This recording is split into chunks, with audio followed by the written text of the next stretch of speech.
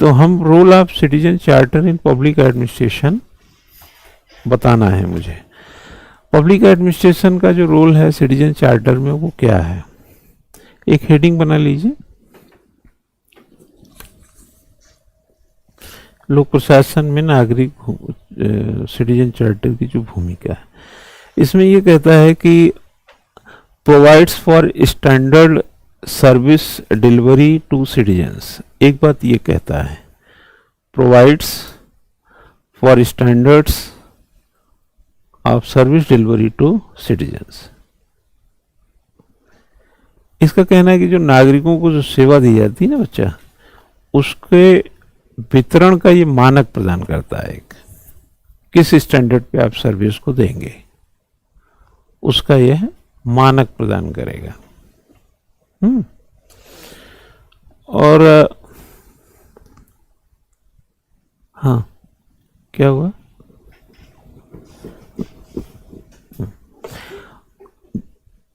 जैसे हम मान ले कोई काम आप करते हैं तो उसका हर काम का एक स्टैंडर्ड है। जैसे आलू लेते हैं तो आलू का स्टैंडर्ड है उसका बाट, तराजू पे तौल के इतने रुपए का आलू है। जैसे दर्जन केला लेंगे, एक दर्जन, तो उसका स्टैंडर्ड क्या है, केला कैसे बेचेंगे, तो आप जब पूछते हैं भाव तो बोलते हैं 50 रुपए दर्जन। ये उसका एक स्टैंडर्ड, एक मानक तय किया ना। क्यों? तो हर चीज का एक मानक पे, सर्विस किस मानक पे देंगे, सर्विस इस मानक पे देंगे, आप डॉक्यूमेंटेशन पूरा करेंगे तो विद इन 10 डेज ये सर्विस आपको मिल जाएगी। जैसे पिज्जा बर्गर का आप ऑर्डर करते हैं तो 30 मिनट में आपके घर पहुंचा देता है, उसका स्टैंडर्ड है। ऐसे नहीं है कि आज आपने बुक किया कल लेके आएगा, वो अनिश्चित काल तक लेके आएगा, ऐसा नहीं है, एक स्टैंडर्ड। तो जैसे प्रिपरेशन भी क्या है, प्रिपरेशन भी एक स्टैंडर्ड पे कर रहे हैं आप, इसको एक टाइम दे रहे हैं, एक टाइम टेबल बनाया है, एक पढ़ाई लिखाई का या जो भी है, इस तरह एक स्टैंडर्ड पे, क्योंकि उस स्टैंडर्ड पर ताकि आगे आने वाले एग्ज़ाम तक हम प्रिपेयर हो सकें। जैसे हम ही पढ़ाते हैं तो चलो मानते हैं हम पढ़ाते हैं तो थोड़ा सा बहुत सारी चीज़ों को ध्यान में रख लेते हैं, लेकिन कोई टीचर आता है तो सिर्फ पढ़ाने का ही काम करता है। तो यह भी एक स्टैंडर्ड ही है, क्योंकि बहुत सारे टीचर आपको बताएंगे नहीं। अभी हमारे अलावा जो टीचर आएंगे आप सुनने के लिए तरस जाएंगे कि वो आपको कोई ऐसी बात बताएंगे, वो सिर्फ पढ़ाई की बात बता के चले जाएंगे। मतलब आपको 2.5 घंटे की क्लास मतलब एक बोझ सी भी लग सकती है कि क्योंकि अभी इंटरटेनिंग ना हो, कोई यहाँ वहाँ की बात ना हो, तो आप 2-2.5 घंटे में 10 पेज लिखना शहीद हो जाएंगे। बोरियत भी तो होती है ना, क्योंकि 40 मिनट से ज्यादा कंसंट्रेशन बनता ही नहीं है। आप यूनिवर्सिटी कॉलेजेस में नहीं देखें कि घंटे में क्लास बदल जाती है। हाँ, वही टीचर वही 4 घंटा लिखाता रहे तो आप बोर नहीं हो जाएंगे। एम्पावर्स सिटीजन बाई, आगे लिखें next, empowers citizen by creating a professional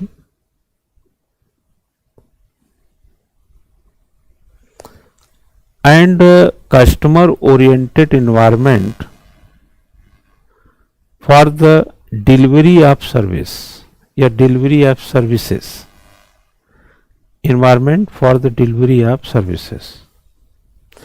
ये कह रहा है कि सेवाओं को डिलीवरी के लिए एक पेशेवर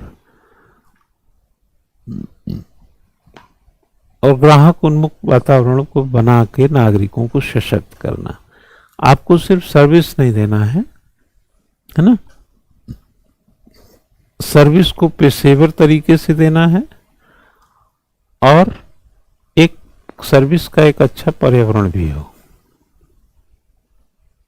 नहीं लिख पाएंगे?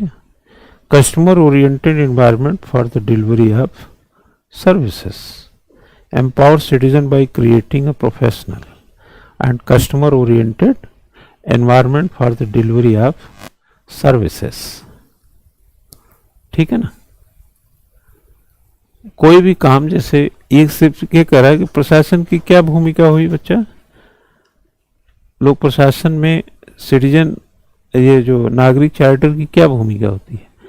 आप जैसे कोई चीज़ है, जैसे आप अपने कमरे पर पढ़ने लायक अगर माहौल नहीं रखेंगे, पढ़ने लायक इन्वायरमेंट नहीं रखेंगे, तो आपको पढ़ने का उतना मन नहीं करेगा। इसलिए जैसे नोट्स आप बनाते हैं, नोट्स को बहुत अच्छा बनाइए तो कॉपी पढ़ने का मन करेगा। आप अपने टेबल पे देखे होंगे चीज़ें सिस्टमेटिक थोड़ी सी हों तो टेबल चेयर पे बैठ करके कुछ काम करने का अच्छा लगेगा। जैसे आप किचन में जाते हैं, सब गंदे फंदे बर्तन यहाँ वहाँ पड़े हैं, तो आपको चाय बनाना हो ना, तो एक बार चाय बनाने तो गए, लेकिन देखिए चाय वही का बर्तन सब जूठा है, तो चाय बनाने का विचार त्याग देंगे। लेकिन वही आप जाएं और सारी चीज़ें साफ सुथरी हो ना, तो आप उसको एग्जीक्यूट करेंगे। तो सर्विस को देना जो है, कस्टमर ओरिएंटेड होना, वो तो ठीक है, एक अच्छा एनवायरनमेंट भी हो तो डिलीवरी आसान होती है। जैसे मानो ये रूम में क्या है, अगर आप आए यहीं धूल मिट्टी डिस्टर्ब सा ऐसे टीन चद्दर का छोटा मोटा ऐसे कहीं से यहाँ शोरगुल यहाँ वो हो रहा है ना, तो सर्विस देने में या सर्विस लेने में वो मज़ा नहीं आएगा,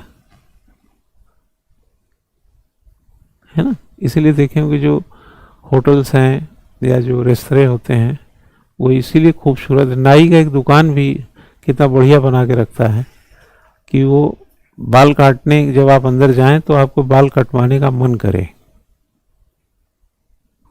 वही सड़क पर अगर कोई ऐसे शीशा लगा कुर्सी आप नहीं कटवाते वहां पे, है ना।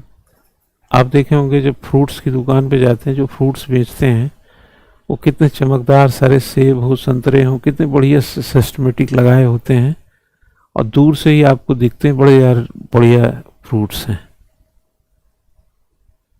एक टमाटर वाला भी ठेले पे ना आहड़ बहड़ टमाटर नहीं लगा, बड़ा सिस्टमेटिक टमाटर रखा होता है, आप उसको देख करके भी इम्प्रेस होते हैं। तो डिलीवरी को एक प्रकार से एक वातावरण में भी तभी डिलीवरी अच्छी होगी।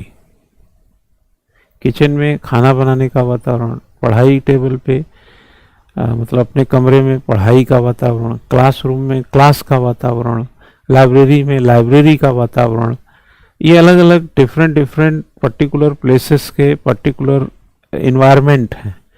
तब जाकर उस इन्वायरमेंट में आप इन्वॉल्व होंगे। मिठाई की दुकान पे जाते हैं, बहुत सारी मिठाई की दुकान है, बड़ी अच्छी लगती हैं, बड़ी सिस्टमेटिक शीशे में मिठाइयाँ लगी हुई हैं,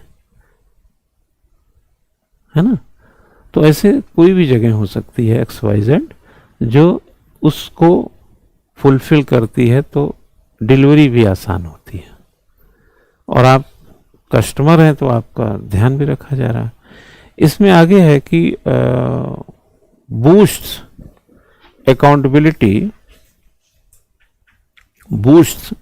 accountability and transparency in delivery of public services.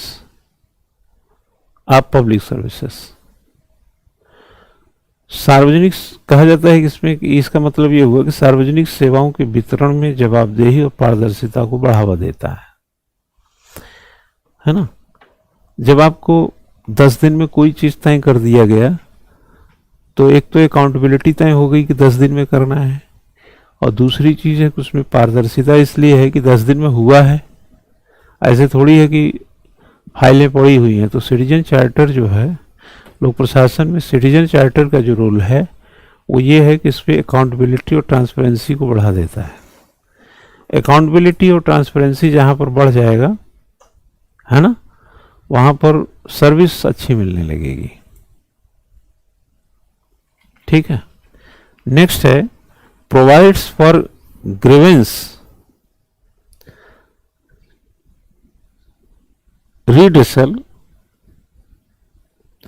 redressal mechanism of public institutions and offices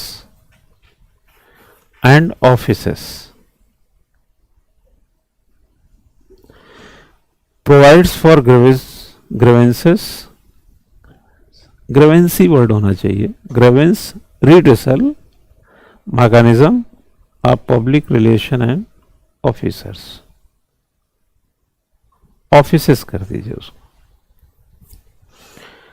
इसका मतलब ये निकल के आ रहा है कि सार्वजनिक संस्थानों कार्यालयों के लिए शिकायत निवारण तंत्र प्रदान करना। अगर आपका काम नहीं हो रहा है तो वहां पर शिकायत करने की जगह भी है, और शिकायत तंत्र एक है जो निदान देगा उसको। तो यह भी सिटीजन चार्टर की भूमिका है। प्रशासन, यानी प्रशासन को चौक चौबंद कर देता है सिटीजन चार्टर। ठीक है, जैसे अभी मैंने बोला था कि आपके घर में अगर शादी है तो आपके पूरे जो कपड़े लत्ते से लेके घरेलू सिस्टम उस सबको दुरुस्त कर देता है। ठीक है ना। आगे है, लिखो, enhance good governance bye improving, enhance good governance by improving the effectiveness of organizations by having measurable standards, measurable standards।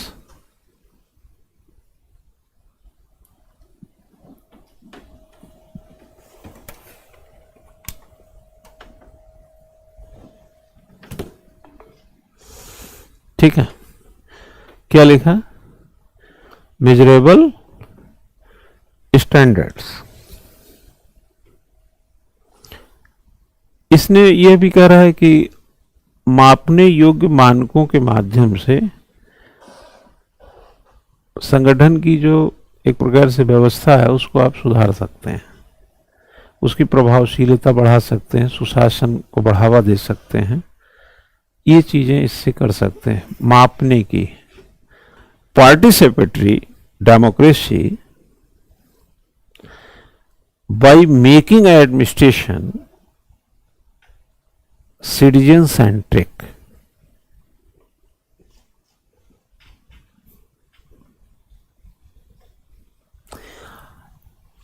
Citizen centric, democracy by making administration citizen centric. इसमें ये कहने का प्रयास है बच्चा कि अगर हम लोग प्रशासन को नागरिक केंद्रित बना दें तो सहभागी लोकतंत्र को यह सुविधा प्रदान करता है ना। प्रशासन को नागरिक केंद्रित बनाना। तो सिटीजन चार्टर ने एक और काम किया है। क्या? प्रशासन को क्या किया? पब्लिक सेंट्रिक बनाया है। प्रशासन को पब्लिक सेंट्रिक बनाने से क्या होगा? डेमोक्रेसी एक सहभागी किस्म की हो गई, है ना। तो public centric administration good governance की फीलिंग है। आपसे कोई पूछे what is a good governance, बोलो public centric government. That is a features, one features of the good governance is a public centric. But ये होल सोल एक मतलब जो आइडिया है या नेचर है उसको एक्सप्लेन कर देता है। जैसे आपसे पूछा जाए आप क्या करते हैं, आप बोलो सिविल सर्विसेज की तैयारी करते हैं। ये सिविल सर्विसेज तैयारी का एक मतलब आप और क्या बताएंगे? आप कहते हैं पढ़ते हैं हम, तो पढ़ते हैं तो पढ़ने में फिर पूछेगा क्या पढ़ते हैं, तो इसलिए आपने तैयारी बता दिया। तो हमने कहा कि एक प्रकार से पार्टिसिपेटरी डेमोक्रेसी कैसे डेवलप होगा? जब तक गवर्नेंस पब्लिक सेंट्रिक नहीं होगी। और गवर्नमेंट अगर पब्लिक सेंट्रिक, प्रशासन अगर पब्लिक सेंट्रिक है, गवर्नमेंट का मतलब सरकार है, हम प्रशासन की बात करें, प्रशासन अगर पब्लिक सेंट्रिक है तो एक तो पार्टिसिपेटरी डेमोक्रेसी को बढ़ावा मिलता है और जो गुड गवर्नेंस का एक फीचर है, समझिए ना। आगे लिखो, promotes collaboration of all section of the community without any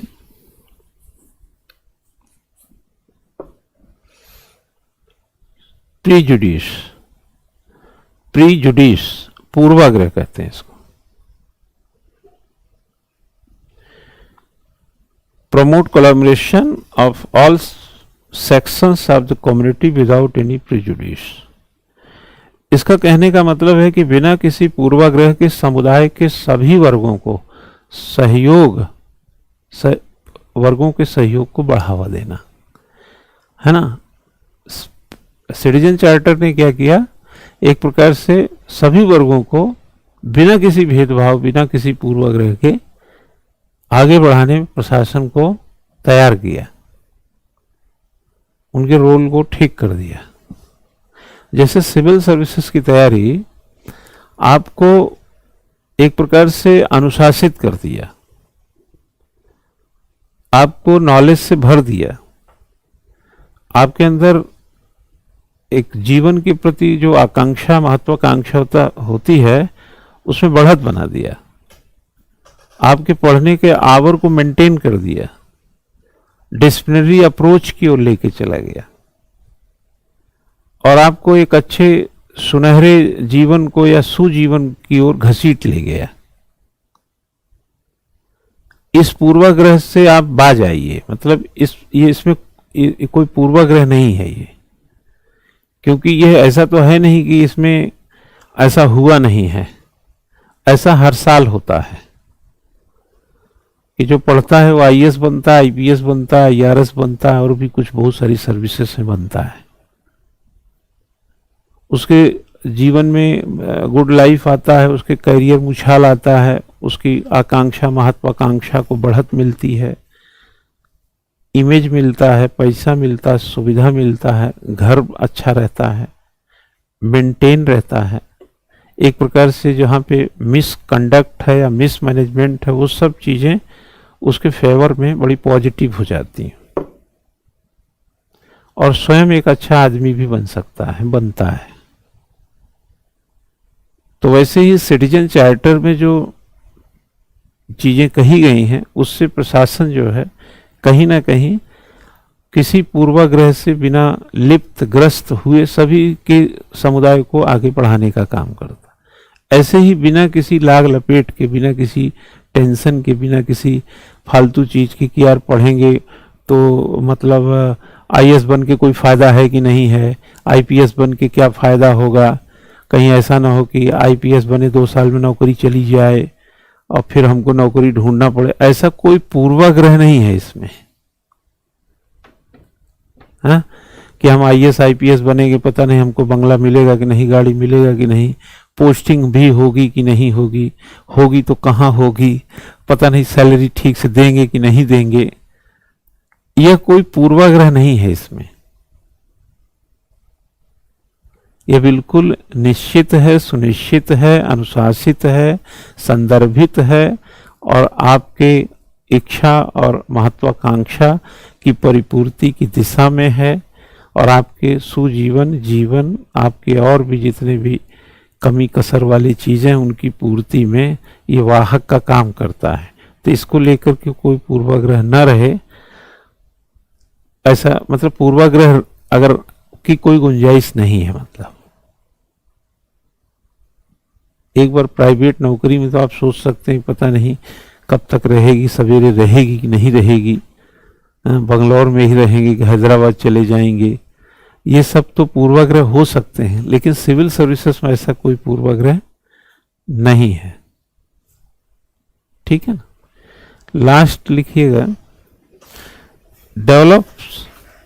develops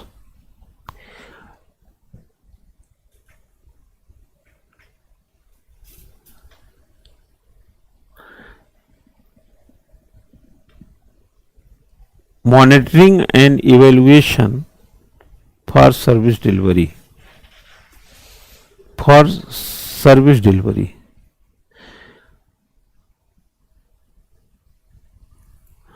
सेवा वितरण की निगरानी और मूल्यांकन के लिए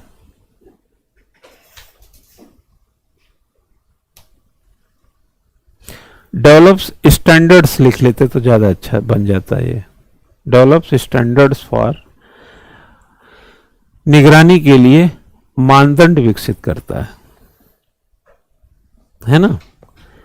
यह जो है एक प्रकार से एक मानदंड भी विकसित कर देता है।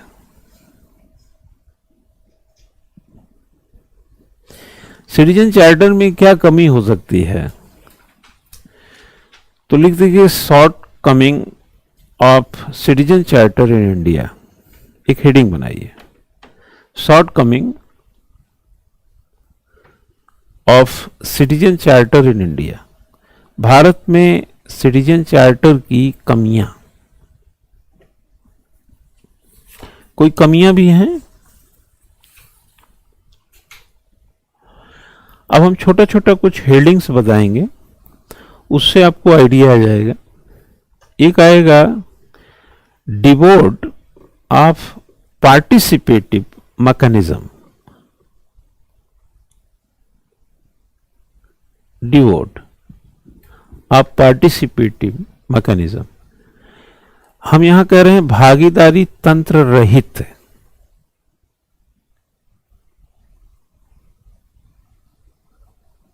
है ना।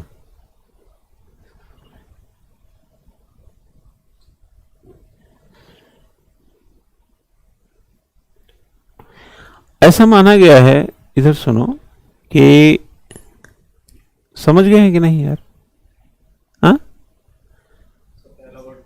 डिवोड यार, DVOID, डिवोड ऑफ पार्टिसिपेटिव मैकेनिज्म।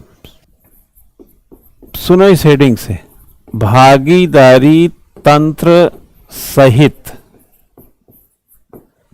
ठीक है, से, है ना, सहित। हमने लिखा भागीदारी तंत्र से रहित। डिवाइड का मतलब रहित हो सकता है, हाँ, रहित का मतलब क्या हुआ? कमी, हाँ, जो उसमें भागीदारी तंत्र ना हो, है ना। इस अंग्रेजी ठीक है ना, वो DEVOID, ठीक। इसका मतलब हुआ रहित। रहित का मतलब यह हुआ कि जिसमें भागी तंत्र ना हो। ना हो शब्द नहीं लिख सकते हैं, कुछ शब्दों की सीमाएं हैं असल में। आप ये नहीं कह सकते भागीदारी तंत्र ना हो, जिसमें भागीदारी तंत्र ना हो, इसका अर्थ कुछ और निकल जाएगा। सहित रहित, जैसे क्लास विद्यार्थी सहित और क्लास विद्यार्थी रहित, है ना। क्लास विद्यार्थी सहित में मतलब क्लास में विद्यार्थी थे, पढ़ाया गया, क्लास में पढ़ाया गया बट विद्यार्थी रहित थे। अगर आप कहें क्लास में क्लास नहीं हुई तो ये अलग अर्थ हो जाएगा। क्लास विद्यार्थी रहित, इसका मतलब है क्लास में विद्यार्थी नहीं तो हो सकता टीचर रहे हो, समझ में है ना। तो इसमें भागीदारी तंत्र रहित, डिपार्टमेंट है, पब्लिक भी है, लेकिन पार्टिसिपेशन नहीं है। क्लियर हो कि नहीं?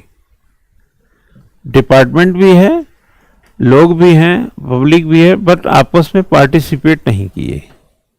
तो एक लैक, एक इसका कमी पाया गया इसमें कि भागीदारी तंत्र से रहित। यानी क्यों रहित है, इसको आप ऐसा समझ के चले, जैसे आप ही हैं, आप इतने समय हो गया, कितने लोग जानते हैं सिटीजन चार्टर को? नंबर 1, पब्लिक में अवेयरनेस नहीं है।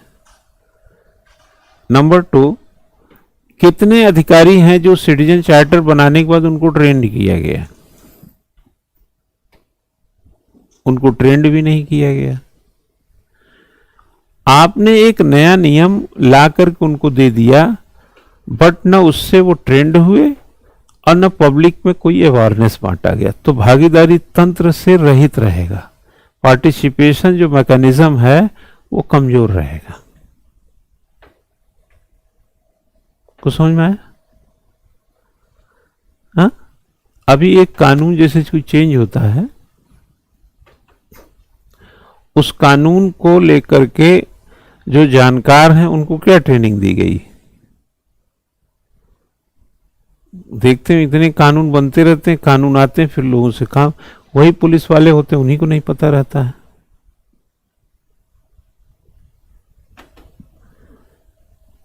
अभी आपने वो सीआरपीसी सब चेंज कर दिया, यूनिवर्सिटी के जो प्रोफेसर्स वगैरह हैं वो सब पढ़ें ना पढ़ें। आपने ये मैंडेटरी कहाँ किया कि ये कानून चेंज हो गया है और आप 3 महीना जितने प्रोफेसर्स हैं पहले इस कानून को पढ़ें फिर क्लास में जाएं। वो तो पढ़ा ही रहे हैं ऐसे। अब आप उनसे अगर कुछ पूछेंगे तो वो कहेंगे यार मुझे तो इसमें ध्यान ही नहीं है। और विद्यार्थी पार्टिसिपेट कहेंगे भाई आपने आप न्याय संहिता आ गई, ये आ गया वो आ गया, आपको मालूम? बोले सर हम तो सुने ही नहीं, जैसे आप ही कई चीज नहीं सुने हैं। जैसे आजकल पीएमएलए एक्ट चल रहा है, पीएमएलए चल रहा है ना, आजकल केजरीवाल को लेकर के बहुत शब्द उछला हुआ है। मनी लॉन्ड्रिंग वाला जो मामला है, पीएल का मतलब यहां पर है वो मनी लॉन्ड्रिंग। अब कई लोग इसको सोच रहे हैं कोई एमएलए के लिए कोई कानून है अलग से। कल एक सज्जन थे रिटायर्ड बैंक में, होली पे मिले तो ऐसे कुछ चर्चा राजनीति की हो रही थी, तो उसमें उन्होंने कहा कि ये कोई कानून है क्या, ये एमएलए के लिए कोई कानून नया बना है क्या ये? हमने कहा नहीं, ये तो 2002 का पुराना कानून है, तो मनी लॉन्ड्रिंग का है, उसमें संशोधन हुए 18 में। ये तो मनी लॉन्ड्रिंग केस में एक्ट लिखा हुआ है, एक्ट है। हमने कहा है तो अब जैसे ये नई बात आई, मान लो आप ही को नहीं पता है, जबकि आप सिविल सर्विसेज तैयारी करते हैं, तो आपका जो पार्टिसिपेशन मैकेनिज्म है सिविल सर्विसेज पेपर के साथ वो कमजोर रहित रहेगा, सहित नहीं रहेगा।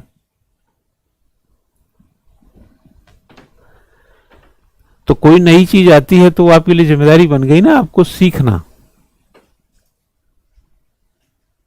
तो इसमें सबसे बड़ी प्रॉब्लम क्या हुई कि जो पार्टिसिपेटरी एस्पेक्ट है वह कमजोर रहा। इससे क्या होगा कि जो इसका मिशन है, विजन है, वो कमजोर हो जाएगा। दूसरा क्या है, poor design and content. Poor design and content, खराब डिजाइन और सामग्री।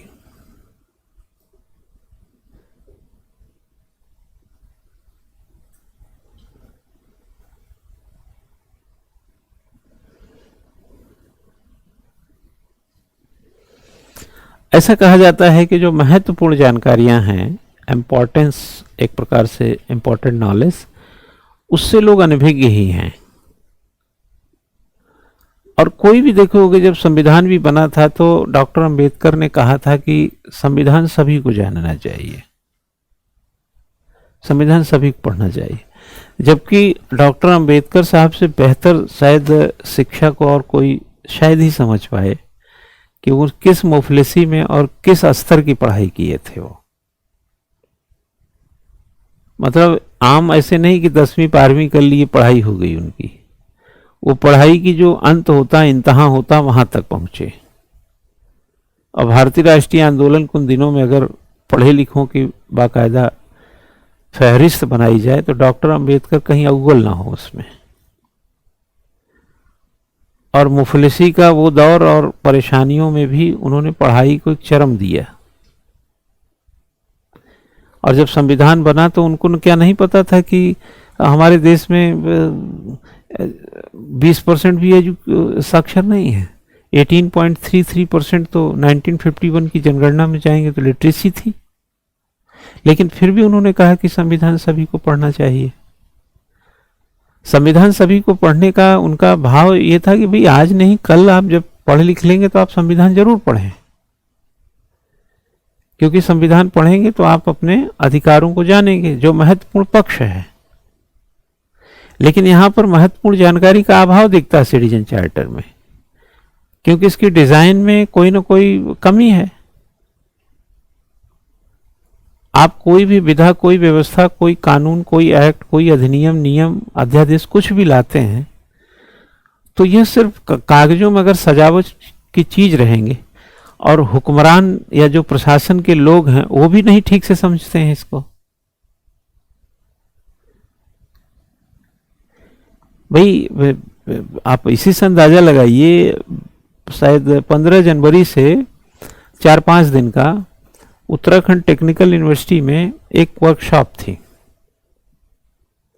और वर्कशॉप का जो उद्देश्य था कि जो 3 कानून में जो संशोधन हुए हैं,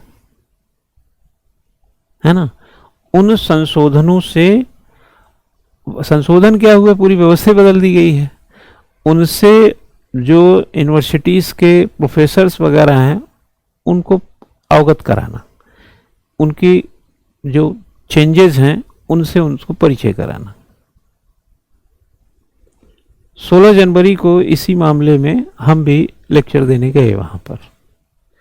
वहाँ पे कोई लखनऊ से किसी रिटायर्ड जज को, कहीं से, ऐसे तरह तरह के जिनको वो समझते थे उन लोगों को अलग अलग दिनों में अलग अलग विषयों पे बुलाया। तो मेरा जो है सीआरपीसी का जो चेंज था उस पर मेरा लेक्चर था कि जो सीआरपीसी थी वो चेंज जब की गई तो जो नया रूप लिया वो क्या नया रूप लिया और उसके क्या फायदे हैं, क्या असर पड़ेगा, वगैरह वगैरह जो भी था। तो हमने 16 तारीख को वहां जाकर के लेक्चर दिए। अब जाहिर सी बात है, इतना बड़ा कानून है, अब 2-3 घंटे में कितना बताएंगे। लेकिन एक, चलो थोड़ी देर के लिए मान लेते हैं, 5-6 दिन का एक स्टेप लिया यूनिवर्सिटी ने। वहाँ पे जो प्रोफेसर्स वगैरह, असिस्टेंट प्रोफेसर, एसोसिएट और भी जो लोग, चाहे लॉ कॉलेज प्रिंसिपल हों, कुछ सभी लोग की उपस्थिति थी। उसमें हम अपना उनको 2-3-4 घंटे लेक्चर दिए, डिस्कशन हुआ और चले आए। हम इस पहल को इसलिए सकारात्मक मान रहे हैं कि कम से कम बदलाव में यह महसूस किया गया कि भाई इसको समझा जाना चाहिए, ठीक। और चूंकि बदलाव तो हमको भी पढ़ना था, ऐसा थोड़ी कोई आज जो अखबार में है वो हमारे लिए भी उतनी ही वैसी ही खबर है जैसे आपके लिए है। तो चीज को अगर आप समझ के चलेंगे तो जो इंपॉर्टेंस है उसका अभाव नहीं होने पाएगा। चीज समझेंगे नहीं, इंपॉर्टेंस का अभाव हो जाएगा। सिटीजन चार्टर का जो डिजाइन है उसको कैसे आपने समझा, उसके इंपॉर्टेंस को, बस इसी पर सब टिका हुआ है। जैसे 2025 में आप सिविल सर्विसेज देने जा रहे हैं, 2025 को कितना वैल्यू दिया, पता 25 आ गया, आपने पढ़ा ही नहीं ठीक से। आगे कहता है कि सार्वजनिक, जो नेक्स्ट होगा, लैक ऑफ पब्लिक अवेयरनेस, सार्वजनिक जागरूकता का अभाव, lack of public awareness, public awareness का अभाव है उसमें। हम तो कह रहे हैं आप तो पढ़े लिखे हैं, आप ही को नहीं पता है ना। आगे लिखें,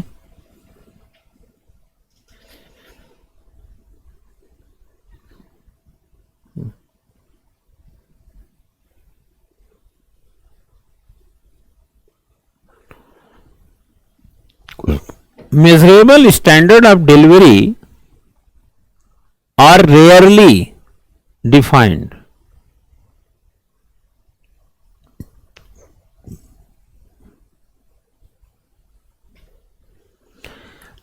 लिखें, डिलीवरी के मतलब, कहने का मतलब डिलीवरी के मापने योग्य मानकों को शायद ही कभी परिभाषित किया जाता है। डिलीवरी का जो स्टैंडर्ड है उसको ठीक से शायद ही डिफाइन किया गया।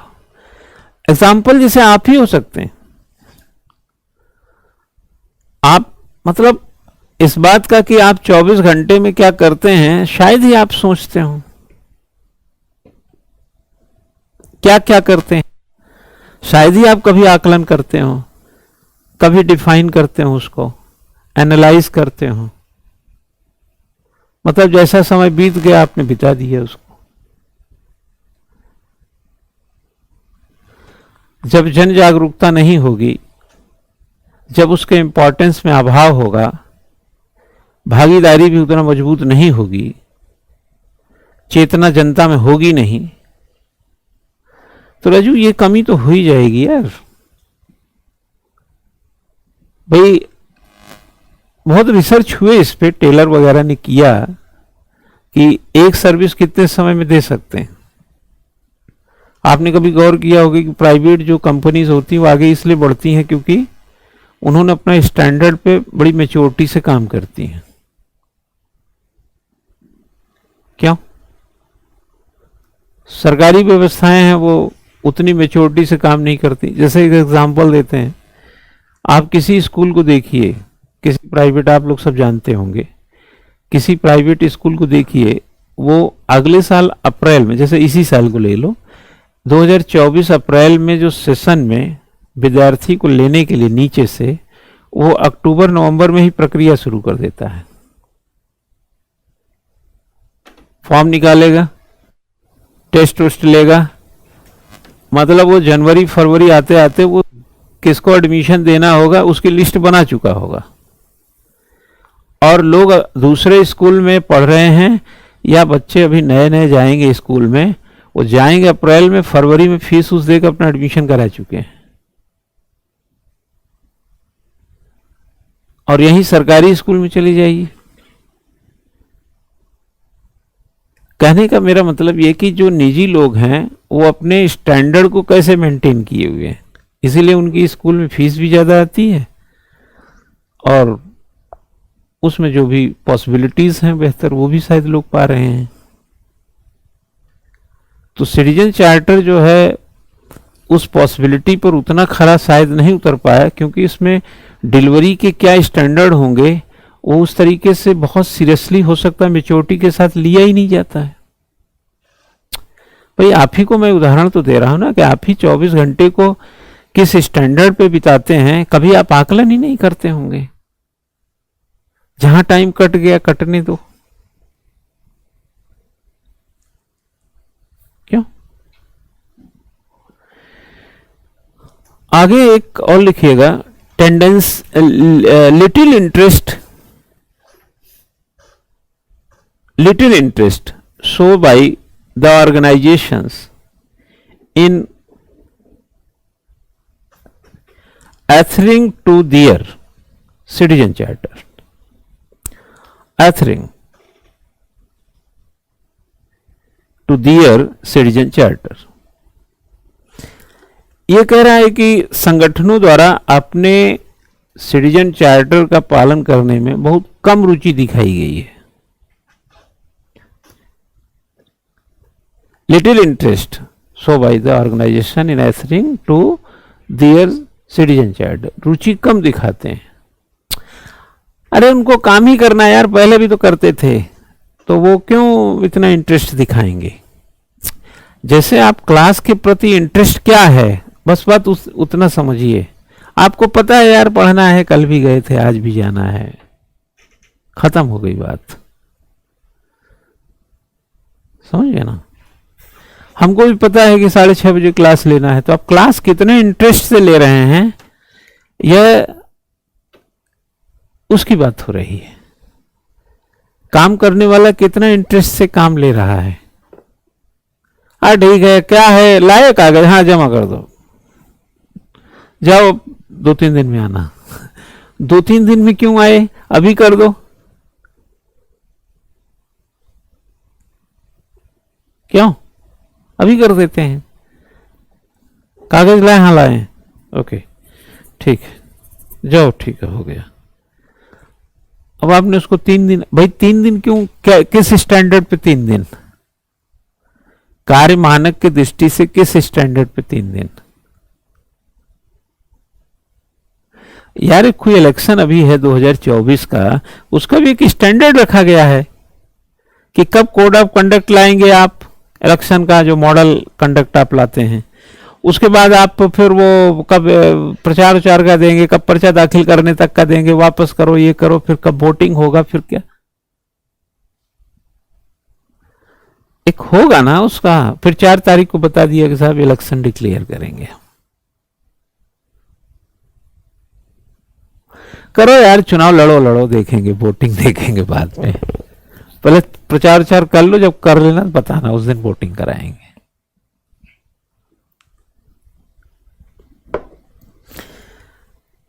ठीक है, रुचि का कम होना भी एक कारण है।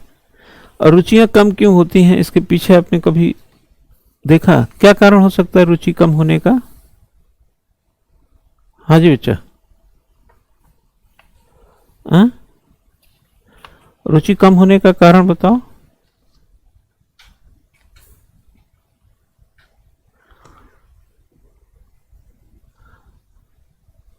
हाँ? रुचि क्यों, किसी चीज में रुचि क्यों घटती होगी? मोनोटोनस हो जाती है, गुड। हाँ, सेचुरेटेड हो जाते हैं आप। हाँ, ठीक है ना, सेचुरेटेड हो जाएंगे, मोनोटोनस हो जाए। तो इससे बाहर निकलने के लिए क्या करना चाहिए? जैसे आपसे सिविल सर्विसेज में पूछ रहा है कि भैया मोनोटोनस हो गए आप, रुचि में नहीं है काम के, आप एक प्रकार सेचुरेटेड हो गए, क्या करना चाहिए ऐसे में? तो क्या सजेशन देंगे आप? हाँ, ब्रेक ले लेना चाहिए।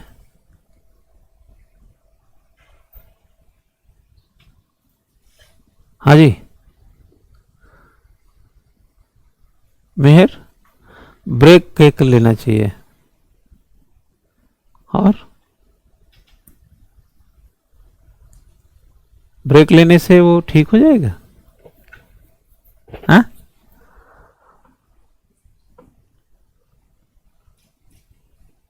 जी, हाँ, अप्रिसिएशन देना चाहिए कि काम करो यार, काम आया, सैलरी मिलती है। हाँ, जनता के टैक्स के पैसे खाना खा रहे हो तुम लोग, काम नहीं कर रहे हो, ऐसा अप्रिसिएशन देना चाहिए। विदुषी, कोई आइडिया आ रहा है? सोशली, सोशली इन्वॉल्वमेंट, ऑफिस छोड़ के जाओ, पहले बाजार घूम के आओ। हाँ, क्यों, घंटा घर।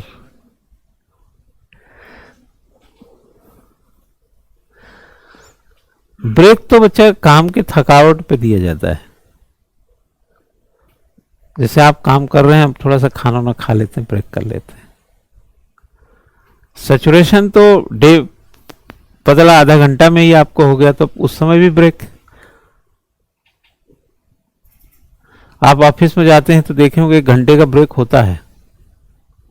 वो तो ब्रेक इसलिए होता है कि अब खाने का टाइम हो गया, भोजन भी जरूरी है, और आप थक भी गए हैं, थोड़ा सा एनर्जी लेनी चाहिए। उसको एक प्रकार से रिफॉर्म कर देना चाहिए थोड़ा सा, मतलब उसको सिचुएशनल, कोई आप ब्रेक देंगे तो लॉस होगा, तो आप काम को थोड़ा सा रिप्लेस कर दो। जैसे कोई आदमी पानी पिला रहा है, उसको बोलोगे अब तुम देखो कि पानी कौन नहीं पिला रहा है। क्यों? जैसे आप हिस्ट्री पढ़ते पढ़ते सैचुरेटेड हो गए, तो आप देखते हैं पॉलिटी में क्या है, तो चीज को बदल देते हैं। क्यों? क्योंकि अगर आप हम ब्रेक ही देते रहेंगे तब तो कब पढ़ेंगे आप? पता 10 मिनट, सर मैं मोनोटोनस हो गया। अरे कोई नहीं, लेट जाओ तुम यहीं, खटिया लगाया हूं उधर। हाँ, लाइब्रेरी में जाओ, सो जाओ। ब्रेक। अभी जैसे आप लोग को है ना, जैसे कोई देखे होंगे यहाँ वहां की बातें करने लगे, जैसे यार मैं आ रहा था उधर से, ऐसे देखिए आप बड़े इंटरेस्ट से सुनते हैं उसको। आपने कभी गौर किया होगा, कभी कोई कहानी बताने लगो ना कि एक बार हम जो है ना रेलवे स्टेशन पे ऐसे ऐसे थे, एक ऐसा आया जेब कतरा, ऐसा कर लिया। देखिए, मतलब जितना ध्यान आपके पढ़ाई में था, तिगुना चौगुना गति से आप दिमाग लगा देंगे, है ना। तो एक और लिख लो, तो फिर इसको दूसरे फॉर्म में बताते हैं।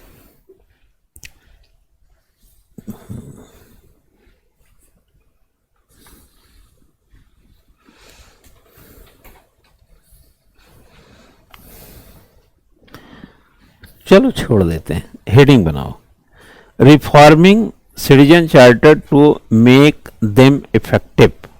अब कमी है तो कुछ सुधारेंगे भी ना आप, वही जो पूछ रहा था वही बताना है आपको। Reforming citizen charter to make them effective, citizen charter को प्रभावी बनाने के लिए उनमें सुधार करना।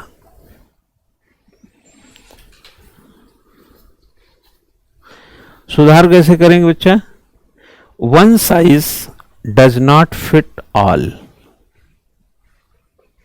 One size does not fit all, एक आकार सभी के लिए उपयुक्त नहीं है ना? एक आकार सभी के लिए उपयुक्त नहीं है। कहने का मतलब एक ही तरीका सबके लिए जरूरी नहीं है। जैसे इसी क्लास में है, सबको ये मजा नहीं आ रहा होगा कैसा लगा? वैसे आप लोगों को मन की बात हो गई है। बात तो सही है सर, मजा तो नहीं आ रहा है ना? क्यों? जैसे एक्टिवा लेते हैं आप, कलर सब कुछ वैसा ही है, माइलेज वही है, सब कुछ वही है, लेकिन कोई रेड ले लेता है, कोई ब्लैक ले लेता है, कोई और कलर का ले लेता है, क्योंकि एक ही जैसा सबको ठीक नहीं लगता है। लेकिन कानून में या एक्ट में या इस तरीके की व्यवस्थाओं में क्या होता है? सब कुछ एक जैसा कर दिया जाता है। तो इसमें एक जैसे होने के कारण यह थोड़ा सा प्रॉब्लमेटिक रहता है। एक तो यह है कि एक जैसा नहीं होना चाहिए, मतलब टेलर ने भी कहा था कि राइट प्लेस पर राइट पर्सन होना चाहिए, सही स्थान पर सही व्यक्ति का होना। बाय द वे उस स्थान पर व्यक्ति सही नहीं है या उस व्यक्ति के लिए स्थान सही नहीं है, तो जो ये प्रॉब्लम है ये बनी रहेंगे। और सभी व्यक्ति एक जैसे नहीं होते। दूसरा कहता है, दूसरे में लिखिएगा वाइड कंसल्टेशन प्रोसेस, व्यापक परामर्श प्रक्रिया, व्यापक परामर्श प्रक्रिया। इसमें बच्चा क्या होना चाहिए कि ये कहा जा रहा है कि इसमें एक वाइड कंसल्टेशन हो। अरे होता रहता है यार, वैसे तो डिपार्टमेंटल में देखेंगे तो ये सबको ध्यान में रखा जाता है, ऐसा नहीं है। हम ही लोग एटीआई में जाते हैं, पता चला कि 10 साल से डॉक्टर्स हैं, अब एटीआई में आके 20 दिन रह रहे हैं, ट्रेनिंग ले रहे हैं। हम ही लोग जाते हैं डीएसपी को लेक्चर देने, तो पता चला कि वो 5 साल से डीएसपी हैं, फिर पीटीसी आए हैं 15 दिन के लिए। ये सब किया जाता रहता है ताकि उनका थोड़ा मन जगे, ये सब कुछ हल्का फुल्का बदलाव आए। फिर ट्रांसफ़र होते रहते हैं, ट्रांसफ़र अपने आप में एक नया प्लेस हो जाता है ना? किसी कोई मान लो डीजीपी ऑफिस अटैच है, बाद में उसी को हरिद्वार का अपने वो बना दिया, एसएसपी बना दिया, तो वहाँ का काम यहाँ का काम जब तक सैचुरेटेड होता वो काम चेंज हो गया। इसलिए बैंकिंग सर्विस में भी देखिए, बैंक में भी लोग ट्रांसफ़र ही कर देते हैं कुछ दिनों के बाद। हम तो नेहरू कॉलोनी में देखे, इतना जब जाओ नया कोई न कोई मिल ही जाएगा। हमने कब फिर आ गए आपने हाँ, मिल जाते हैं। तो असल में क्या था ना, एक आंख से देखते हैं, जैसे ट्यूनिंग वूनिंग बनी है तो देखे जाके बदल गए, तो फिर थोड़ा टाइम लग जाता है उनके साथ, है ना? और महिलाओं के साथ ट्यूनिंग ठीक बनती है, महिला कर्मचारियों के साथ। एक तो उनके अदब लिहाज से वो बेचारे बात करते हैं, और आप थोड़ा अदब लिहाज से उनको कोऑपरेट कर दीजिए तो फिर आपको ध्यान में रखते हैं वो महिला कर्मचारी। अब जैसे यहाँ थे वो एक सज्जन थे, जैसे हमको दूर से ही देखते थे, जैसे हम दिख गए और आया सर आइए नमस्कार, वो जानते थे मैं प्रयास हमारा खाता है यहाँ पर ऐसा वैसा, तो थोड़ा सा बोलते थे जल्दी तो नहीं है सर? अरे नहीं कोई बात नहीं, कर लीजिए। फिर 2 मिनट लाइए, अच्छा अपना लाइए, क्या लाएं, चेक है क्या है, सब हो जाता था, कुछ करना इस तरह। तो वो थोड़ा सा इस तरह से कोऑपरेट कर देते थे। अब उनका ट्रांसफ़र हो गया कहीं डिफेंस कॉलोनी में, तो एक दिन हम लास्ट दिन गए थे, बोले सर कल से हम यहाँ नहीं मिलेंगे, जा रहे हैं डिफेंस कॉलोनी साइड में। नहीं कोई बात नहीं। तो एक जो बगल वाली महिला थी वो बोली कोई नहीं हम लोग तो हैं सर। तो अब जाते हैं तो हम उन्हीं के पास चले जाते हैं। आधा महिलाएं तो हैं ही बैंक में कम से कम, है ना? तो जो जैसे आप सैचुरेटेड हुए, आपका ट्रांसफर हो गया, तो ये भी तो एक रिफॉर्म ही है एक प्रकार से, तो सुधार ही है। वही कस्टमर, वही लोग, अब चलते हैं नए जगह पे चलते हैं। जैसे आप सैचुरेटेड हुए तब तक आपकी शादी करा दिया, है ना। और सैचुरेटेड हुए तब तक आपका ट्रांसफर हो गया। बोला रामनगर से आप हल्द्वानी चले गए, हल्द्वानी से नैनीताल चले गए, मामा के लड़के की शादी है वहां निकल गए। लाइफ में देखेंगे तो सैचुरेशन को घटाने वाली चीजें आती रहती हैं, समझ में आया ना। ठीक है, अगला लिख लीजिए इसमें।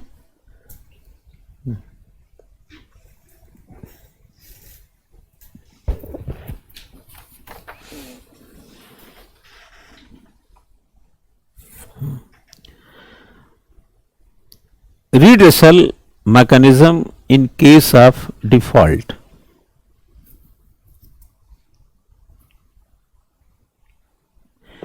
एक तो यही है कि अगर डिफॉल्ट के मामले में आपके पास एक निवारण तंत्र बनाया गया है, सुधार तो ये भी है कि अगर कोई गलती हो रही तो उसको सुधारने वाले तंत्र भी हैं हमारे पास। आगे है, नेक्स्ट लिखिएगा, periodic evaluation of citizen charter. एक ऐसा नहीं है कि सिटीजन चार्टर अनलिमिटेड है। सिटीजन चार्टर बच्चा अनलिमिटेड, तुम यार ये वैष्णवी तुम हो क्लास में?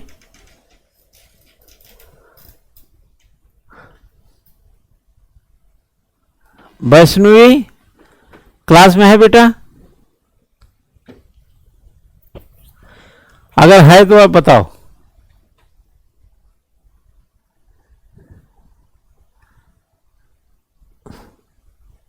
इस लड़की का भी पढ़ने में मन नहीं लगता लग रहा है। गुड मॉर्निंग लिख के चली जाएगी। यहां हमको संख्या पता चलता रहता है ना, संख्या पता। हर्षिता तुम हो ना बच्चा? हर्षिता होगी। कौन है क्लास में? जरा लिख दो, अटेंडेंस दो तो। समझ गए ना बच्चा?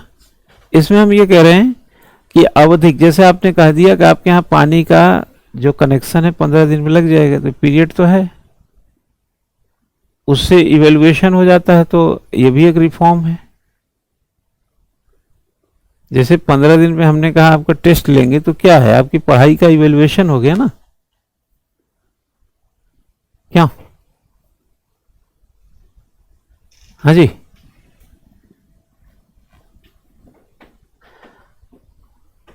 आगे लिखो।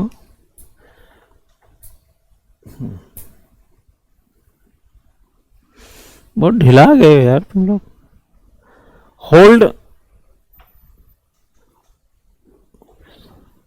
Hold officers accountable for results.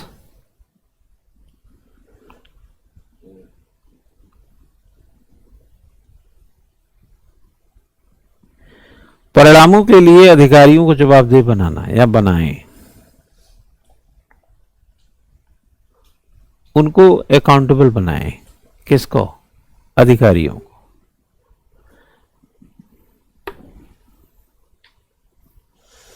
लिखें, include civil society in the process. Include civil society in the process.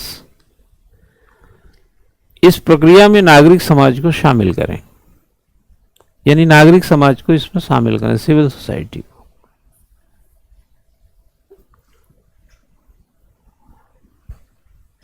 एक हेडिंग बनाएं, वे फॉरवर्ड, आगे बढ़ने का रास्ता।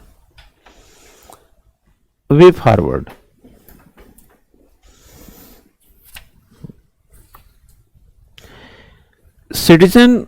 Citizens and staff need to be consulted. Citizens and staff need to be consulted at every stage of formulation of charter. Formulation of charter.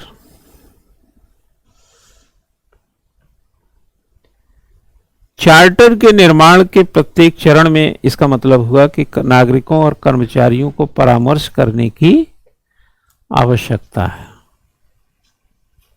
ठीक है, प्रत्येक चरण में।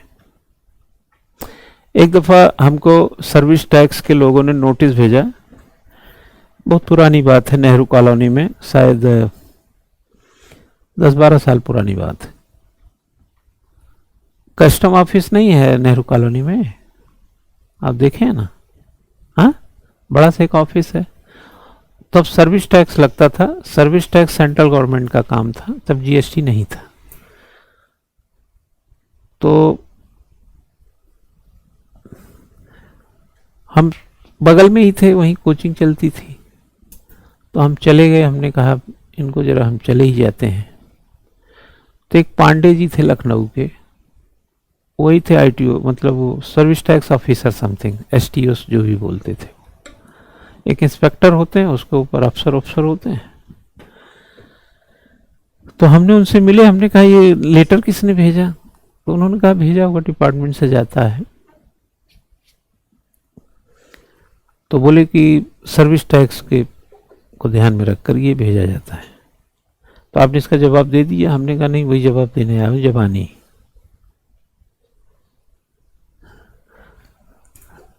हमने कहा जबानी ही जवाब, जबानी जवाब नहीं चलेगा क्या? नहीं तो कागज दीजिए, 2 लाइन लिख देते हैं यहीं पे, यहीं जवाब दे देते हैं। हमने कहा सर्विस टैक्स का रूल है ना, तो रूल को आप हमसे पूछो कि आपको रूल आपको पता है कि नहीं, पहले तो ये पूछो। रूल ये है कि 8 लाख रुपए, उस समय 8 लाख था, हाँ शायद 4 लाख शुरू में था, बाद में 8 लाख के, 8 लाख तक एग्जम्पशन है ना, कि 8 लाख रुपए तक अगर आपको फीस आती है तो आपको सर्विस टैक्स नहीं देना है। उस समय धीरे धीरे बढ़ाया, 4 लाख से शुरू हुआ था, आगे गया हो। तो हमने कहा एक तो रूल को समझने की जरूरत है। दूसरी चीज ये है कि अगर सर्विस टैक्स हमने रजिस्टर्ड है, आपके पास नोट है ही मेरी सूचना, तो सर्विस टैक्स को लेकर आपने कभी कैंप लगाया है? यहाँ पे इतना बड़ा सर दफ्तर आपने खोला है, मीटिंग हॉल वॉल भी हैं, आपने जो सर्विस टैक्स देने वाले लोग हैं, जैसे जिन पे भी लगाया गया है, उनको आप यहाँ बुला करके बताया कभी? हाँ, भाई कोई भी नियम कायदा आता है तो आप उसको बताएंगे ना लोगों को। आप नोटिस भेज दिए, अब हम पढ़ाएं कि आपका नोटिस का हम जवाब दें, जिसके लिए हम लाइबल ही नहीं है। हमने कहा जब आप ही ने लिखा है कि 8 लाख तक एग्जम्प्ट है, तो जब हमारे पास 8 लाख रुपए से अंदर आएगा तब तो हम क्यों आएंगे आपके पास? और आप इसको बताइए ना हम लोगों को।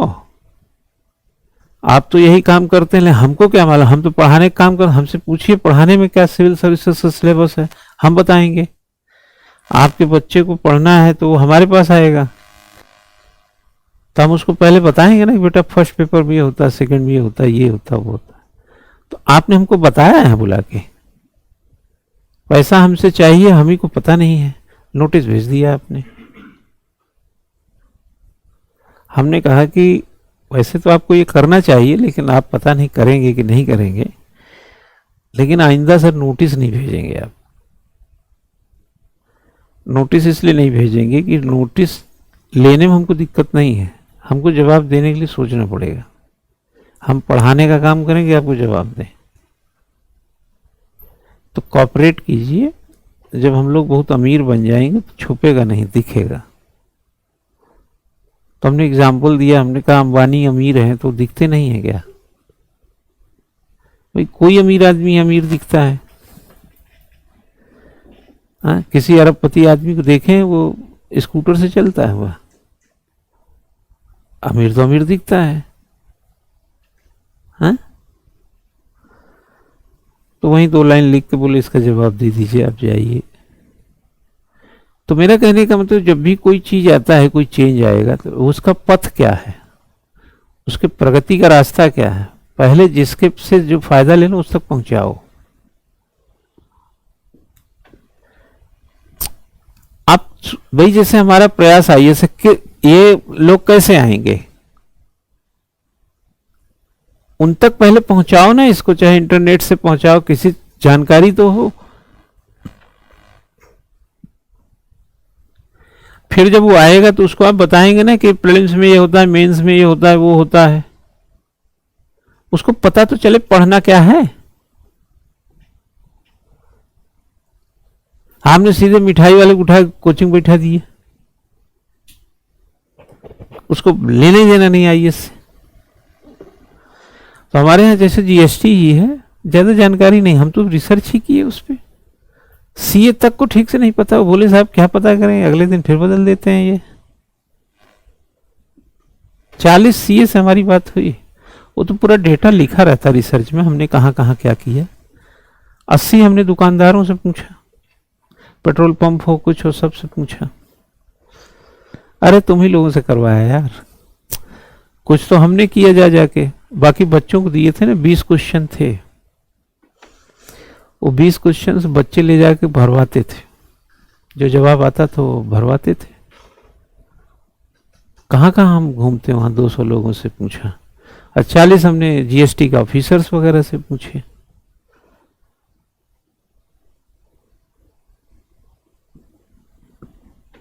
तो क्लास के बाद जैसे आप लोग स्टूडेंट से 1-2-3 स्टूडेंट को पकड़े, हमने कहा यार जरा ये करो, एक प्रकार से उनको एक रिसर्च इवेंट दिया था।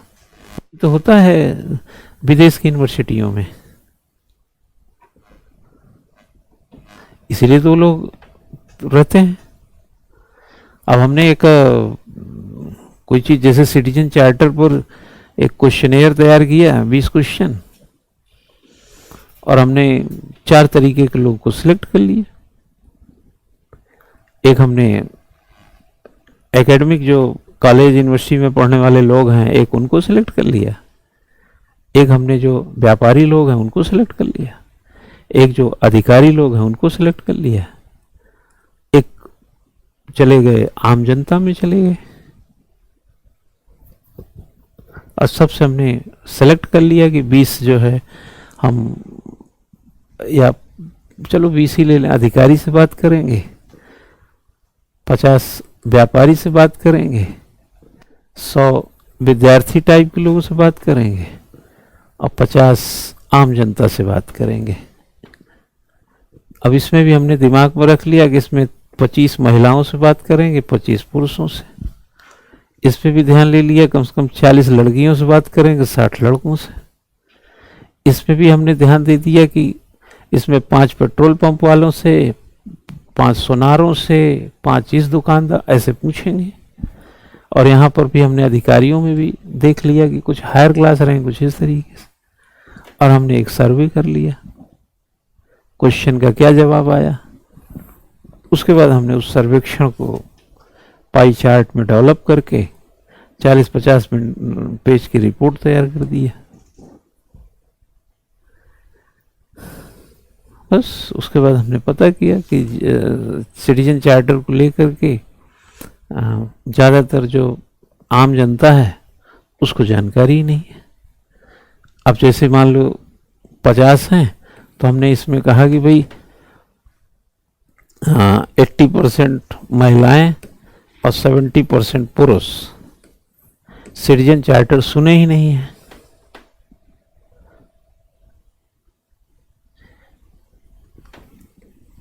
जैसे कहते हैं हाँ नहीं, एक तो क्लियर है, हाँ,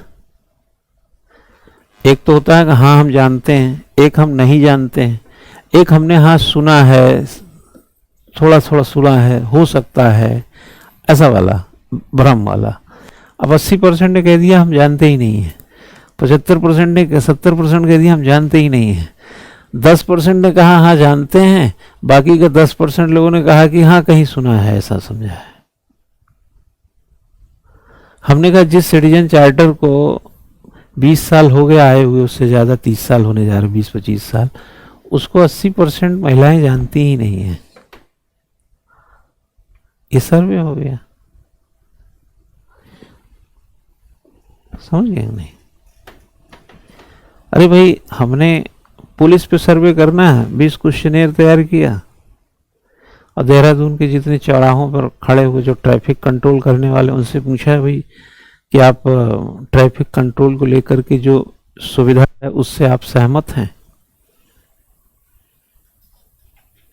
हाँ नहीं वगैरह वगैरह। उसने कहा नहीं। हमने कहा नहीं। हमने कहा कि भाई चारों तरफ से सड़कें हैं, बीच में न गोल चक्कर है, न खड़ा होने की जगह है, आप खुद ही असुरक्षित, अपने को कितना असुरक्षित महसूस करते हैं ट्रैफिक कंट्रोल करते समय? आप अपने को असुरक्षित महसूस करते हैं?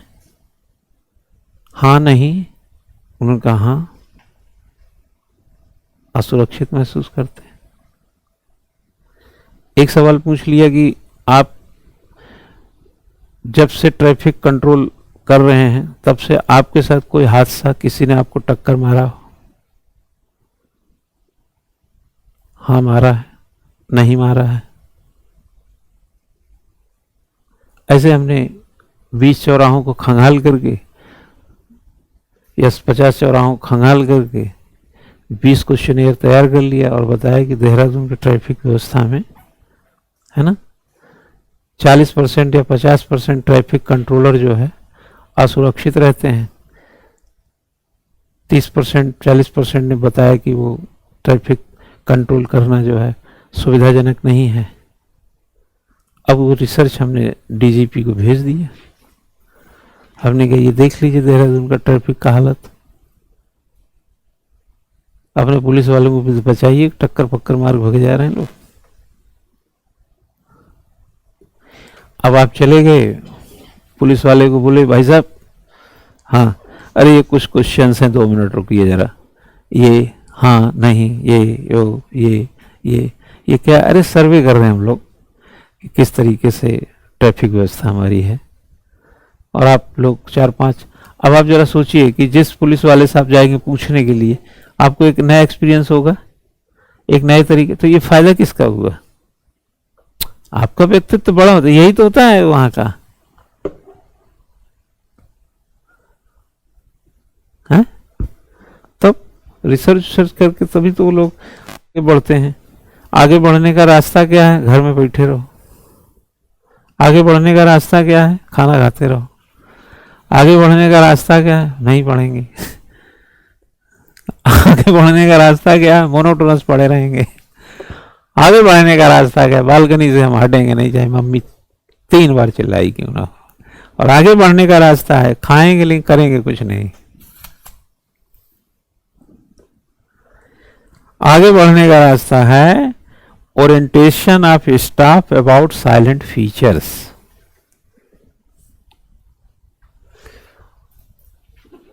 Orientation of staff about the salient features,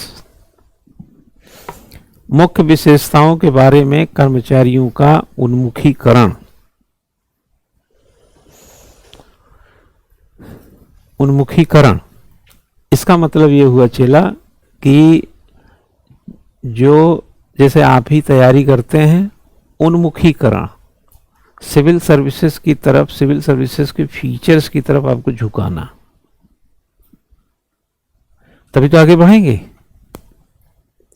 आप याद कीजिए बचपन में जब आपको कहा गया होगा चलो बाजार ले चलते हैं, चलो तुमको आइसक्रीम खिलाएंगे, चलो चॉकलेट दिलाएंगे, तो आप बहुत तेजी से जूता, मेरा जूता कहाँ है? हाँ मेरा ये पैंट ठीक है पापा, ये ठीक है, हाँ हाँ ठीक है, पैंट ले ले, चप्पल पहन। वहां पे बड़े तत्परता आपने दिखाई होगी, ओरिएंटेशन ही तो था। आज कहते हैं कि पढ़ो लिखो कलेक्टर बनोगे, कोई एक्साइटमेंट नहीं, कोई जोश नहीं, तो ये आगे कैसे बढ़ेंगे, है ना? टाइम टू टाइम की तत्परता बदल जाती है। लास्ट लाइन लिख लीजिए, a citizen charter can not be an end in itself.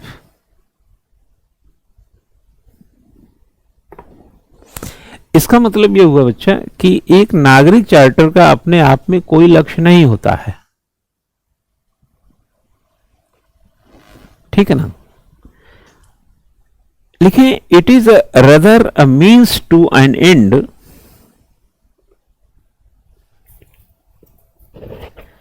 बल्कि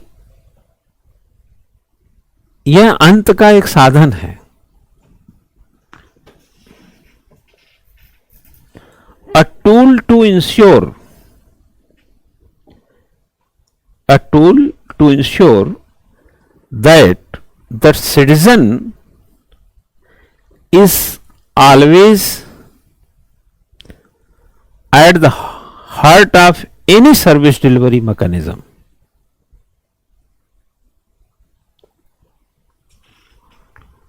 In heart of any service delivery mechanism.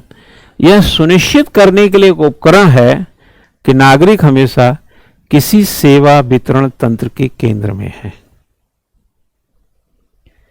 A tools to ensure that the citizen is always at heart of any service delivery mechanism.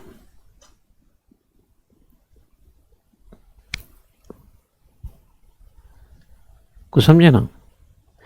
कहने का मतलब है कि citizen charter अपने आप में क्या कोई लक्ष्य नहीं है। कितनी बड़ी बात है वैसे ना। अगर इसके फॉर्मेशन को देखें तो भले ही सिटीजन चार्टर एक विषय के रूप में जनहित को एक अवधि सिस्टम के अंतर्गत सर्विस देने की एक व्यवस्था बनाई गई हो, लेकिन हकीकत यह है कि यह अपने आप में कोई लक्ष्य नहीं है, बल्कि यह क्या हो गई, एक अंत है। सिटीजन चार्टर एक एंड की तरह है। हमें एज अ सिटीजन जब हम सर्विस लेने के लिए जाते हैं तो हम ये मान लेना चाहिए कि आज से हमारा काम खत्म हो गया है, अब काम इनका शुरू हुआ है। हमने घर का नक्शा बनवाया और एमडीडीओ को दे दिया। अगर घर के नक्शा पास करने के लिए 30 दिन का 15 दिन का जो भी समय निर्धारण है, तो यह हमारे लिए क्या हुआ, एक अंत का साधन। क्योंकि नक्शा बनवाना अपने आप में कोई लक्ष्य नहीं है, नक्शा पास होना अपने आप में कोई लक्ष्य नहीं है। आपने एक घर का नक्शा बनवाया और एमडीडीओ को दे दिया कि हुजूर हमारा नक्शा पास कर दीजिए, हमको घर बनाना है। नक्शा बनाना या पास करना अपने आप में लक्ष्य नहीं है, यह एक अंत का साधन है। और दूसरे लहजे में कहता है कि यह सुनिश्चित करने के लिए, इससे यह निश्चित होगा कि हमारे पास ऐसी व्यवस्थाएं हैं जिसके केंद्र में नागरिक है। That is a public centric.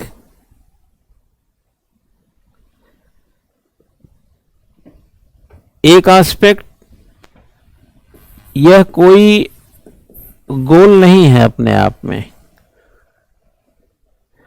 दूसरा, यह एक एंड है।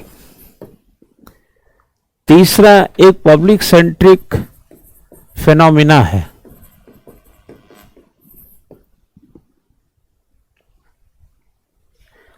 आप नक्शा पास करा लीजिए, घर ही ना बना पाइए, पैसा ही ना हो, तो नक्शा पास कराना आपका गोल था क्या? गोल तो घर बनाना था। और जो लोग मान लो पानी वाला है, पानी वाले का काम क्या है, बिजली वाले का काम क्या है, नक्शा पास करने वाले का क्या काम है? अरे यार हद हो गया, ये कोई गोल है? हिस्ट्री खत्म हो गई, कोई गोल है? ज्योग्राफी खत्म हो गई, कोई गोल है? हिस्ट्री खत्म करना अपने आप में कोई गोल नहीं है, यह एक एंड है। क्या कि हमको हिस्ट्री नहीं पढ़ना है, हिस्ट्री सीखना नहीं है, यह गोल नहीं है। गोल तो अचीवमेंट है ना, वो आईएएस, आईएएस आपका गोल है चेला। हिस्ट्री गोल कब से हो गई?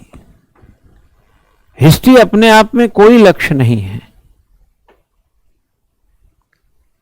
एक एंड है, वो पढ़ लिया खत्म हो गई इतिहास।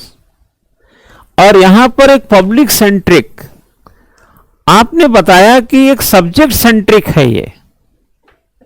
अगर हम सिविल सर्विसेज की तैयारी करते हैं तो हमें सब्जेक्ट सेंट्रिक होना पड़ेगा, और हिस्ट्री को हमने पढ़ करके खत्म कर दिया।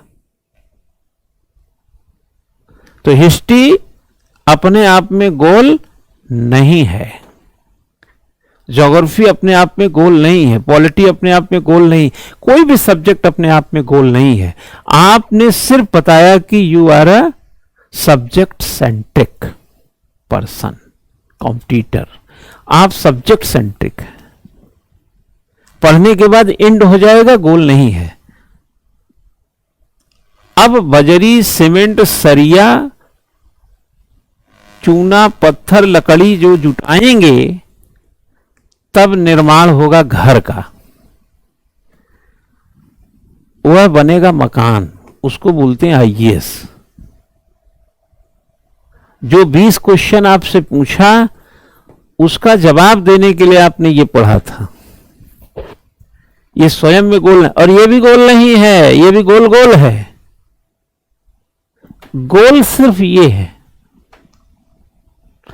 और प्री भी गोल नहीं है। प्री मेंस, प्रीलिम्स कर लो यार इसको, prelims, mains and interview not a goal, that is a step of examination. क्या समझे? ये क्या है? प्रीलिम्स, मेंस और इंटरव्यू क्या है? 3 टियर सिस्टम है। प्रीलिम्स कर लिया, मेंस दो, मेंस कर लिया, इंटरव्यू दो, अब बाद में ना मिलेगा ये। तो प्रीलिम्स अपने आप में गोल नहीं है, मेंस अपने आप में गोल नहीं है। प्रीलिम्स एंड है मेंस का, मेंस एंड है इंटरव्यू का। अगर आपने इंटरव्यू दिया है तो you are main centric person, आपने मेंस भी दिया है, ये जस्टिफाई होता है। तो आपने गोल, एंड और सेंट्रिक एस्पेक्ट, अभी तक आप जो कर रहे हैं ये गोल है ही नहीं, ये सिर्फ एंड। सिटीजन चार्टर आज आपने पढ़ लिया, सिटीजन चार्टर का एंड हुआ है, सिटीजन चार्टर गोल नहीं था। सिटीजन चार्टर सेंट्रिक, जो भी एडमिनिस्ट्रेटर काम करता है वो क्या करता है? अगर आपका नक्शा पास कर दिया मकान का, तो मकान का नक्शा कोई गोल नहीं था। गोल तो यार मकान बनाना है, प्री गोल है, मेन गोल है, इंटरव्यू गोल है। अरे गोल तो वही था।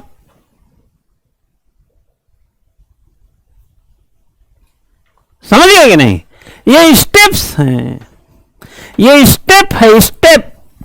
तुमने हिस्ट्री पढ़ लिया, बोले गोल पूरा हो गया। क्या गोल पूरा हो गया तुम्हारा? एंड हुआ है सिर्फ कि हिस्ट्री हमको समझ में आ गई, ज्योग्राफी पढ़नी है, पॉलिटी पढ़नी, साइंस टेक पढ़ना, और भी कुछ पढ़ना है, एथिक्स पढ़ना, गवर्नेंस पढ़ना, सोशल जस्टिस पढ़ना, आईआर पढ़ना, डिजास्टर मैनेजमेंट पढ़ना।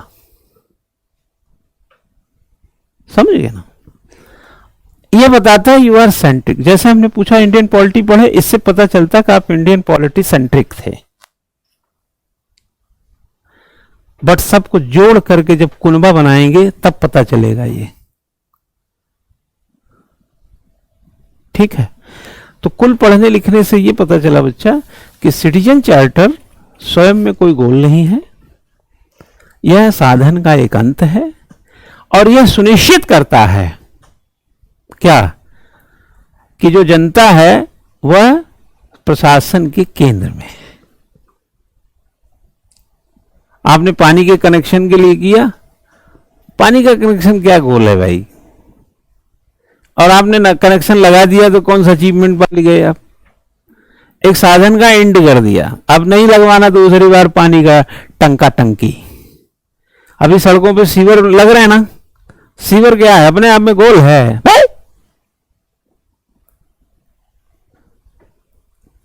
सीवर अपने आप में गोल नहीं है, यह क्या हो गया, एक एंड है, साधन का एंड। अब ये अगली बार सीवर यहां नहीं लगाना, यहां सीवर नहीं जाएगा अगली बार, कि अगले 6 महीने में फिर दूसरा सीवर जा रहा है, एंड हो गया। सीवर बनने से यह पता चला कि गवर्नमेंट हमारे को सेंट्रिक है, हमको सेंटर में रख के काम कर, हमको केंद्र में रखी हुई है, तभी सीवर की सुविधा दे रही है। गोल है good life. Good life depend on पानी, बिजली, सड़क, शिक्षा, चिकित्सा, सुविधा, और sewer is a part of service. Sewer दे दिए, खत्म। जैसे आप कार खरीद ली, अब कार नहीं खरीदना है, घर बना लिए, घर नहीं बनाना, शादी कर ली, शादी नहीं करनी। कई फिर भी कर रहे हैं हा? शादी करके भी शादी कर रहे हैं, उनका शादी करने से पेट ही नहीं भरा।